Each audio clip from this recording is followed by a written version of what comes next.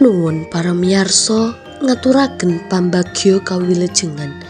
Mugi jengandika sedaya dalasan kotrah kalawangsa tansah winantu ing karaharjan. Sugeng kepanggih kaliyan kula Anggita Puji Ariyanti wonten ing acara waosan cariyos cerkak. Wekdal punika sampun sumadyo ngaturaken waosan cariyos kanthi irah-irahan piwulangi bakul tape dening Putu Dwiji. Mugi atur waosan cariyos punika katampi kanthi renaning penggalih. Sugeng midhangetaken. Awan iku panase sumelet srengenge kaya-kaya mangan bun-bunan ning kampung pelemahan sing sumpek. Rasa panas tambah krasa kaya ngobong krongkongan. Janji karo kanca yo mleset pisan, meh 2 jam ngenteni tekane nanging embuh lunga menyang endi sing duwe omah iki. Lawange tutupan tak totok-totok ora ana sing mangsuli. Dibel HP-ne yo ora nyaut. Wis dibelani adoh-adoh lan budalku kesusu-susu. Tekan kene mung ditemoni emper omah sing kebak bleduk. Uga petetan ning pot sing tanpa ana kembangi. Alum pisan. Kahanan sing nyebelake ati. Tape, Mas, tapene seger. Suarane bakul tape nawakake dagangane. Ora, Pak. Panas-panas kok mangan tape. Gorokan seret. Wangsulanku waton jeplak. Nggih sampun Mas, monggo. Tape. Pambengoke karo lunga ngedohi panggonanku lungguh. Keranjang anyaman pring dilemeki godhong gedang kalton isih kebak dagangane. Tali ketur sing digawa nggantung ketarik kenceng saka abote gawan. Keranjang munggah mudhun ngiwa nengen melu irama langkah-langkahe sikil lan mentul-mentul pikulan pring disangga pundhake bapak tuwa sing wis renyot dipangan umur. Ireng gregemeng kulite dipanggang srengenge. Kudung caping ora kuwasa nahan panase sang Bagaskara. Pawakane kuru dibungkus kaos lengen dawa werna putih sing wis ora katon putihe. Kumel semu soklat kecampur bleduk lan tetese keringet. Sikile ceking kaya sikil kidang. Urat-urate sing ning kempol nonjol metu plungkeran kaya cacing. Nanging aja pisan-pisan ngremehake lakune. Senajan katon kabotan nanging isih kukuh. Tegese lakune tanpa gloyoran. Ider saka kampung siji menyang kampung sijine saben dina kesiram panase srengenge sing manggang bun-bunan.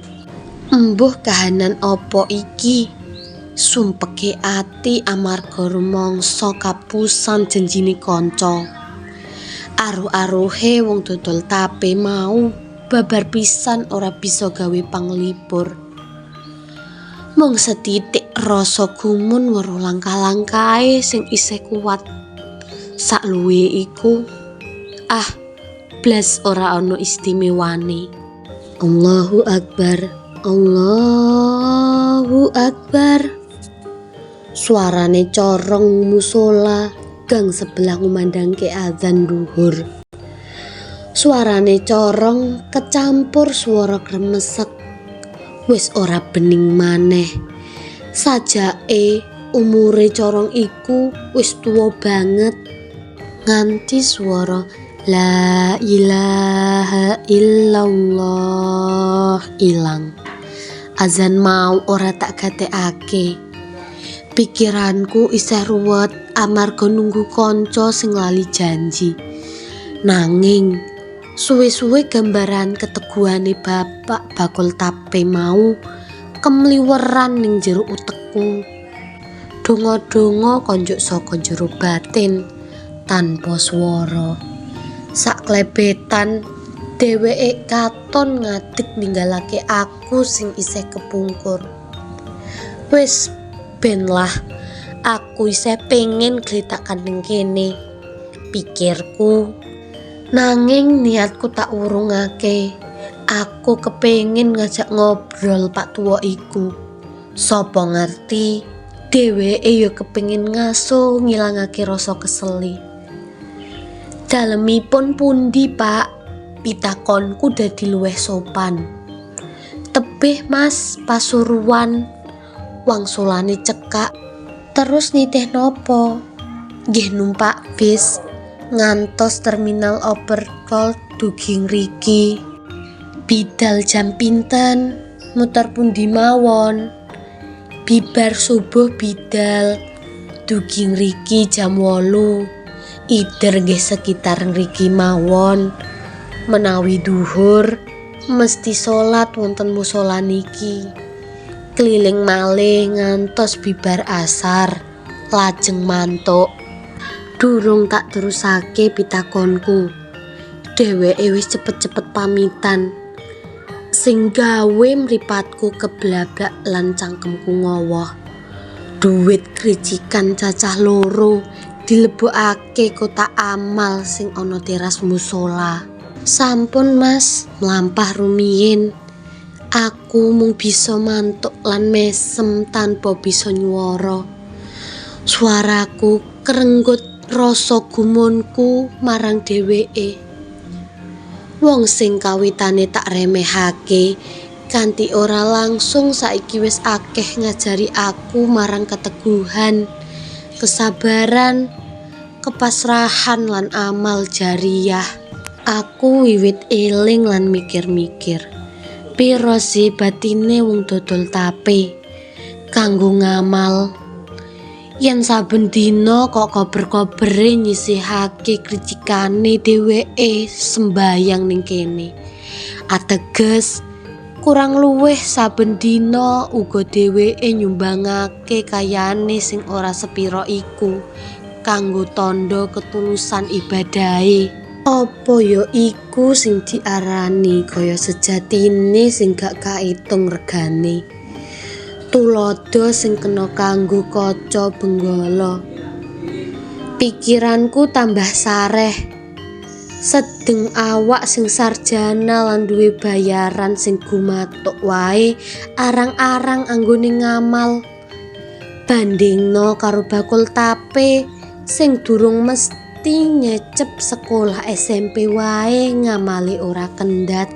Maha Agung Gusti ingkang nyiptakaken makhluk ingkang gadhahi manah wiyar lan punika kapancar saking tiyang ingkang katinggal asor. Gak ana artine apa-apa aku iki dibanding bapak tuwa iku. Apa maneh ning ngarsane Sang Kholik. Duwe apa aku iki sing bisa dibanggakake? Sawetara diuji kesabaran sing saitik wae aku ora lulus. Rasa gedhen wis wiwit ilang.